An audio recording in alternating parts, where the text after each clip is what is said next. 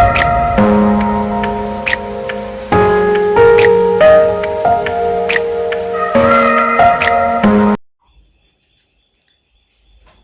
friends, කොහොමද ඉතින්?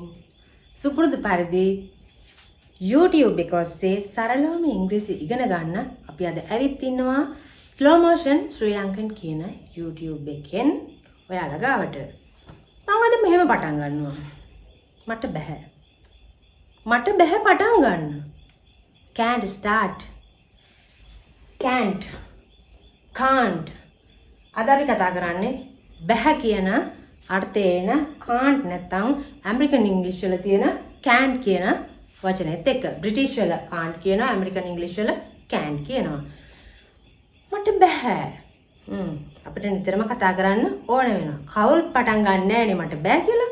අද මම පටන් ගන්නවා මට බෑ කියලා. right. අපි ඉතින් විනාඩි 10ක ලෙසන් එකක් තමයි කරන්නේ. start කරමු දැන්. right. අපි යමු මුලින්ම structure එකට. subject අපි ගන්නවා මේ can't කියන එක. I can't මේ cannot කියන එක තමයි කෙටි වෙලා. can කියන්නේ පුළුවන්, not කියන්නේ බැහැ. cannot බැහැ. පුළුවන් කියන එකේ විරුද්ධ එක තමයි බැහැ කියන එක. right. ඉතින් මේක කෙටි කරලා අපි දාලා තියෙනවා subject can't කියලා. I can't මොකද්ද verb එක. අනිවාර්යෙන්ම මතක තියාගන්න මේ can't එකට එහෙම නැත්නම් can't එකට පස්සේ අනිවාර්යෙන්ම verb එක එනවා. verb එක ක්‍රියාපදයේ මූලික ස්වරූපය. අපි අර කතා කරේ go, run ඒ වගේ. ඒකේ අර go කියන එක තමයි මූලික ස්වරූපය තමයි මෙතෙන්ට එන්නේ. පැහැදිලි ඇති. right. එතකොට මෙතන verb එක. ඊට පස්සේ තමයි object. right. අපි දැන් කතා කරමු. මම චුට්ටක් විනාඩියක් අරගෙන කතා කරන්නම්. වෙන ඔයගලන්ට වෙනසක් දකින්න ඇති මට අද නේද? සමහරවිට සමහරවල් ඔයගලන්ට hina යන්නත් ඇති නේද? වෙනසක් කරන්න හිතුණා. මොකද අර එකම විදියකට අපි කරගෙන යන්නේ නැතුව පොඩි වෙනසක් කරන්න. ඉතින් මම ඔයගලන්ගෙන් ඉල්ලනවා ඔයගොල්ලොත් දැන් මේ වගේ දැන් ඉංග්‍රීසි අපිට ඉගෙන ගන්න ඕනේ. ඒක ෆලෝ කරනකොට දැන් අපි same methods ගත්තානේ එක විදියටම අපි ගියා ක්‍රමවලට. නමුත් අපිට මේක ටච් උනේ නැහැ. මම ඔයගලන්ට ආරාධනා කරනවා වෙනස් විදියකටම මේක කරගෙන යන්න. වෙනස්ම විදියට. අපි ගනිමු මේකෙම. I can't wear this cap. මට බෑ මේ cap එක දාගෙන ඉන්න. right. I removed it. හරි. අපි ඉතින් බලමු මුලින්ම මේ විදියට. සරල වාක්‍යයකින් අපි ගමු. මට බෑ දුවන්න.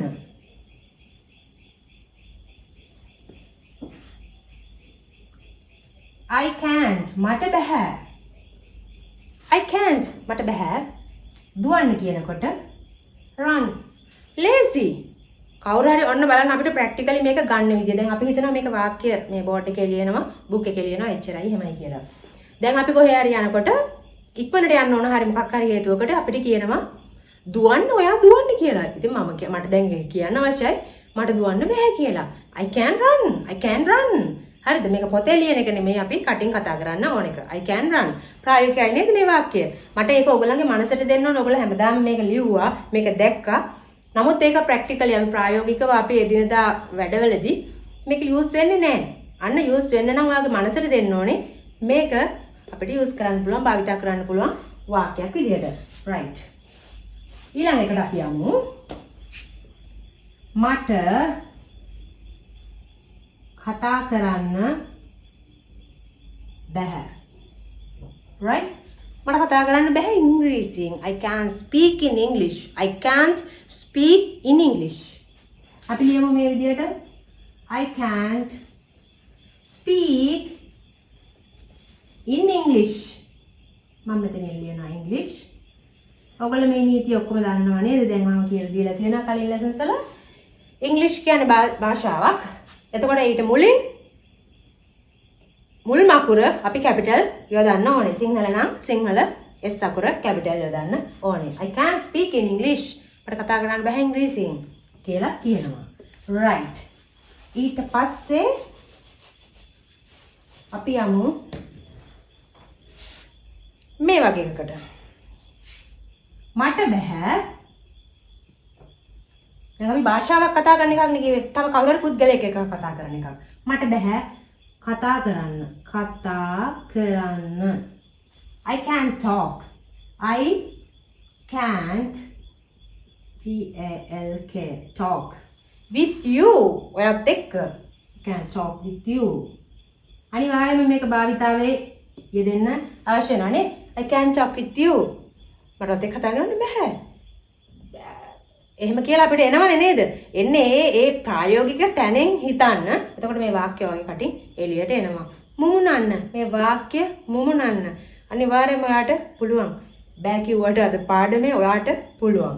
මම මේක දන්නවා. right.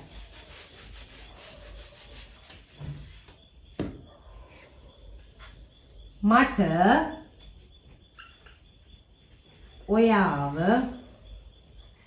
අමතක කරන්න බැහැ. right? මට ඔයාව අමතක කරන්න බැහැ. I can't forget you. I can't forget you. මට ඔයාව අමතක කරන්න බෑ. message කරන්නත් පුළුවන්. I can't forget you. භාවිතා කරන්න මේවා. I can't forget. Forget. One word. මේක එක වචනයක්. Forget. Forget. කොහොමද pronounce කරන්නේ? Forget කියලා. Forget නෙමෙයි. Forget. I can't forget you. මට අමතක කරන්න බෑ. එහෙම කියලා අපිට කියන්න පුළුවන්. right. අපි ඊළඟ එකට යනවා. මට උයන්න බෑ. මට උයන්න බෑ. I can't cook. මට උයන්න බෑ. I can't cook. I can't cook. මට උයන්න බෑ. Today I can't cook. මට අද උයන්න බෑ. මොනවා හරි හේතුවකට මට අද උයන්න බෑනේ. ඉතින් ඔයාට කියන්න පුළුවන් මේ වචනේ. I can't cook today. I can't cook today. ලේසි නේ? right. මේ ලේසිය තමයි ඔයාගේ මනසට දෙන්න. මනස ලේසියෙම මේ දේවල් ගන්නවා. හරිද? මේක ඔයාලා විනෝදෙන් අහන්න. බැලහැරුම් එකක් මේක ලෙසන් එකක් මේක ඉගෙන ගැනීම එක එහෙම නෙමෙයි මේක ප්‍රැක්ටිකලි යන්න ඕන දෙයක් භාෂාවක් ඉගෙන ගන්න අපි right. අපි ඊළඟට යමු. මෙහෙම. මට රට යන්න බෑ. මේ දවස්වල ගොඩක් අය රට යනවානේ. කවුරු හරි කියනවා ඔයා රට යන්න. ඔයාට සල්ලි ඕනේ ඔයා රට යන්න කියලා. නමුත් ඔයාට අම්මා තාත්තා දාලා යන්න බෑ. මොනවා හරි දෙයක් හරි රට දාලා යන්න බැරුව හරි. මට රට යන්න බෑ. මට රට යන්න බෑ. යන්න බෑ. I can't go. මේ නිතර මතකයි නේද මේ can't can ඕන එකක් එක්ක පිටිපස්සට එන්නේ ක්‍රියාවේ මූලික ස්වරූපය. ක්‍රියාව අතින් පයින් කරන දේවල්. I can't go abroad. A-B-R-O-A-D abroad. I can't go abroad. මට රට යන්න බෑ. මට කියන්න එපා මට රට යන්න බෑ. Don't tell me I can't go abroad. right. දැන් මට යන්න බැරි දේවල් ඔක්කොම කිව්වේ නේද? අපිට මේකට ඕන කෙනෙක් ඒක වචන බහු වචන ભેදයක් මේකේ නැහැ. right? එතකොට ඔහුට බෑ අයව අමතක කරන්න. He can't forget. අයව අර ශී කියන එක වාක්‍ය අගට කර්ම පදයක් ක්‍රියාවට යටත් වෙන පදයක් විදියට එනකොට මෙයා කර්ම පදයක් වෙනවා. එතකොට ශී කියන එක හ වෙනවා. මම මේක වෙනම ලෙසන් එකකට ඔයගලන්ට දාලා දෙන්නම් මේ සර්වනාම. pronouns කියන්නේ මොනවද කොහොමද ඒක වෙනස් වෙලා එන්නේ කියන විදිය. එතකොට he can't forget her. අයව අමතක කරන්න බෑ. එයාට බෑ අයව අමතක කරන්න. මම මේකෙදි පොඩි දෙයක් කියන්නම් මෙන්න මේ විදියට. දැන් මේ ඉන්නේ පිරිමි ළමයා right? මේ ඉන්නේ පිරිමි ළමයා. මේ ඉන්නේ ගෑනු ළමයා right? අපි මෙයාට එයා කියනවා මෙයාට අරයා කියනවා එයා මෙයා කියලානේ අපි මේ විදිහට සංනිවේදනය කරන්නේ නේද? දැන් මෙතන he අපි ඔහු කියලා සිංහල වාක්‍ය හදන්න නැතුව අපි මේකෙදි එයා මෙයා කියලා ගන්නකොට දැන් ඔයා කියන්නේ එයාට බෑ අරයව අමතක කරන්න. එයාට බෑ අරයව අමතක කරන්න. ඔයාගේ මොලේ තියෙනවා මෙයා පිරිමි කෙනෙක්, මෙයා ගෑනු කෙනෙක්. අන්න අපිට ප්‍රැක්ටිකලි එනවා මනසට මේක ඔහු ඇය කියන භාවිතයක් අපිට ඇත්තටම සිංහලේ නෑනේ. නමුත් මෙන්න ඔළුවට යන විදිය ඔයා මනසින් හිතන්න ඔහු ඇය කියන වාක්‍ය නෙමෙයි එයා කියන එක. එයාට බෑ අරයව අමතක කරන්න නේද? එක එක ඒවා කියනවනේ. right. ඉතින් මම ආරාධනා කරනවා මේක හොඳට ප්‍රැක්ටිස් කරන්න කියලා ඕගොල්ලන්ගේ මොකද ප්‍රායෝගිකව අපිට මේක අත්‍යවශ්‍ය වෙන භාවිතයක්.